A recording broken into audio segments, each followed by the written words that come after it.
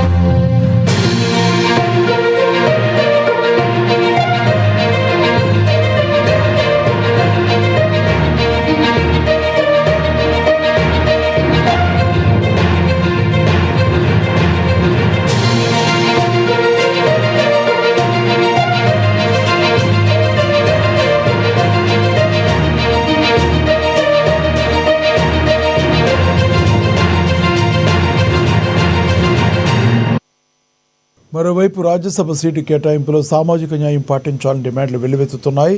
SC వర్గీకరణలోని Madiga సామాజిక వర్గానికి ఈసారి ప్రాతినిధ్యం కల్పించాలని ఎంఆర్పీఎస్ వ్యవస్థాపక అధ్యక్షుడు మందకృష్ణ మాదిగ కోరుతున్నారు. ఈ మేరకు ఆయన ఏఐసీసీ అగ్రనేత రాహుల్ గాంధీకి లేఖ రాశారు. తెలంగాణలో పార్టీ బలోపేతం కావాలంటే అట్టడుగు వర్గాలకు పేదల సభలో అవకాశం ఇవ్వాలని ఆయన విజ్ఞప్తి చేశారు. అభ్యర్థుల నామినేషన్లకు గడువు సమీపిస్తూ ఉండడంతో ఇవాళ రాత్రికి లేదా రేపు ఉదయం నాటికి కాంగ్రెస్ తన అభ్యర్థుల జాబితాను అధికారికంగా ప్రకటించే అవకాశం ఉంది. దీనిపై మరింత సమాచారం అందించడానికి మా ప్రతినిధి హరీష్ ఉన్నారు ఫోన్లో. హరీష్, చెప్పండి, మీ దగ్గర ఉన్న తాజా సమాచారం ఏంటి? రైట్ లక్ష్మీరెడ్డి, రాజ్యసభ ఎన్నికలకు సంబంధించి కూడా పొలిటికల్ హీట్ పెరిగిందని చెప్పొచ్చు. ప్రధానంగా 2 స్థానాలు తెలంగాణకు సంబంధించి కూడా 2 స్థానాలు ఖాళీ కాబోతున్న నేపథ్యం అయితే కనిపిస్తోంది. మొత్తంగా దేశవ్యాప్తంగా 37 రాజ్యసభ స్థానాలకు సంబంధించి కూడా నోటిఫికేషన్ జారీ అయింది. ఈ నెల 5వ తేదీకి సంబంధించి కూడా నామినేషన్ చివరి తేదీ ఉన్న నేపథ్యంలో అన్ని ప్రధాన పార్టీలకు సంబంధించి కూడా అభ్యర్థుల ఏదైతే ఎంపికకు సంబంధించి ఆ ప్రక్రియ పైన కూడా స్పీడప్ చేసిన నేపథ్యంలో ఇప్పటికే బీజేపీకి సంబంధించి 9 స్థానాలకు సంబంధించి కూడా అభ్యర్థులను ఖరారు చేసింది. ఇక తెలంగాణలో సంబంధించి కూడా పొలిటికల్ హీట్ కి సంబంధించి కొనసాగుతున్న నేపథ్యం అయితే కనిపిస్తా ఉంది. హోరాహోరీ అభ్యర్థులకు సంబంధించి కూడా ఇప్పటికే కాంగ్రెస్ పార్టీ నుంచి భారీ ఎత్తున అభ్యర్థులకు సంబంధించి కూడా అయితే తాము బరిలో దిగుతామని కూడా ముందుకు వస్తా ఉన్నారు. ఒకవైపు అధిష్టాన నేతలు కావచ్చు, ఒక రాష్ట్ర స్థాయి ఇక్కడ పిసిసి చీఫ్ మహేష్ కుమార్ గారు అలాగే సీఎం రేవంత్ రెడ్డిని కూడా వాళ్ళు లాబింగ్ చేస్తున్న పరిస్థితి అయితే కనిపిస్తా ఉన్నది. ఇక ప్రధానంగా ఈరోజు ఇదే అంశం పైన సీఎం రేవంత్ రెడ్డి మధ్యాహ్నం 12 గంటలకు ఢిల్లీకి వెళ్ళడం నేపథ్యం అయితే కనిపిస్తా ఉన్నది. ఇక సీఎంతో పాటుగా Mahesh Kumar Goud, PCC chief Mahesh Kumar Goud, in charge Meenakshi Natarajan కూడా ఢిల్లీకి వెళ్ళనున్నారు. ఢిల్లీ పెద్దలకు సంబంధించి కూడా ఈ అంశం పైన పార్టీ ఎవరికి టికెట్ ఇవ్వాలే అంశం పైన కూడా ఈరోజు అక్కడ చర్చ జరిగే అవకాశం అయితే కనిపిస్తా ఉంది. దాదాపుగా ఇప్పటికే అభిషేక్ మను సింఘ్వి సీనియర్ న్యాయవాది, ఆయనకు సంబంధించి కూడా మొన్న బీసీ రిజర్వేషన్ అంశం పైన సుప్రీంకోర్టు కావచ్చు, హైకోర్టులకు సంబంధించిన వాదనలు వినిపించారు.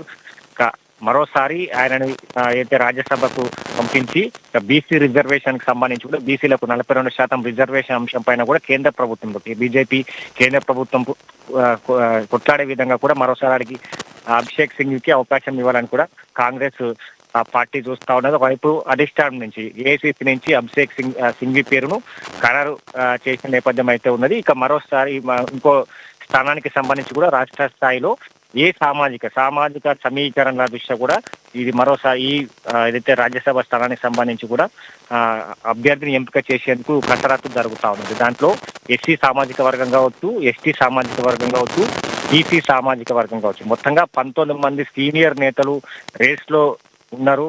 వాళ్ళంతా కూడా తమకు అవకాశం కల్పించాలని కోరుతా ఉన్నారు. ఇంకా ఏదైతే వయస్సు దృష్ట్యా కూడా మరొకసారి రాజ్యసభ స్థానానికి అవకాశం కల్పించాలని కోరుతున్న నేపథ్యం అట్లా సీనియర్ నేత విఎస్ తో పాటుగా చాలా మంది నేతలు బరిలో దిగుతున్న నేపథ్యం అయితే కనిపిస్తా ఉంది. ఇప్పటికీ ఇక ఎంఆర్పిఎస్ అధ్యక్షుడు మందకృష్ణ మాదిగకు సంబంధించి కూడా అగ్రనేత రాహుల్ గాంధీకి లేఖ రాయడం జరిగింది. ఎస్సీ సామాజిక వర్గానికి సంబంధించి కూడా మరోసారి ఏదైతే ఈ స్థానానికి రాజ్యసభ స్థానానికి అవకాశం కల్పించాలంటూ కూడా ఆయన లేఖ రాసిన నేపథ్యం అయితే కనిపిస్తా ఉన్నది.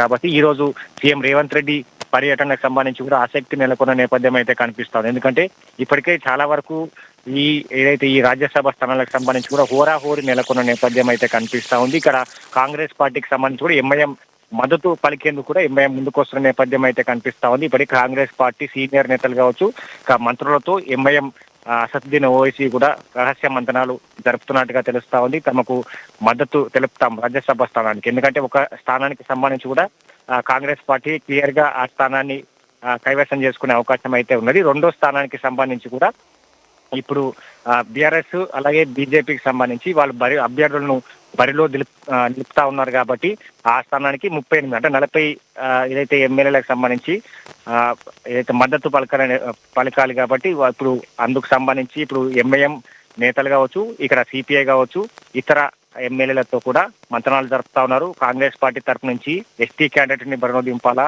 ఎస్సీ క్యాండిడేట్ ని బరిలో దింపాలా అనే అంశాలపైన కూడా మొత్తంగా ఇప్పుడు ఎందుకంటే ఇక్కడ వేం నరేందర్ రెడ్డి ఏదైతే సీఎం ముఖ్య సలహాదారుడు వేం నరేందర్ రెడ్డితో పాటుగా చాలా వరకు ఆ పేర్లు తెర మీదకి వస్తా ఉన్న నేపథ్యం అయితే కనిపిస్తా ఉన్నది. ఇక విఎస్ తో పాటు విహెచ్ కావచ్చు, ఇక్కడ అన్ని సామాజిక వర్గాలకు సంబంధించి కూడా తమకు రాజ్యసభ స్థానం కల్పించాలని కోరుతున్న నేపథ్యం అయితే కనిపిస్తా ఉంది. కాబట్టి ఇక ఆయనతో పాటుగా బిల్లయ్య నాయక్ ఎస్టీ సామాజిక వర్గం నుంచి కూడా బిల్లయ్య నాయకుడు తనకు రాజ్యసభ అవకాశం కల్పించాలని కోరుతా ఉన్నారు.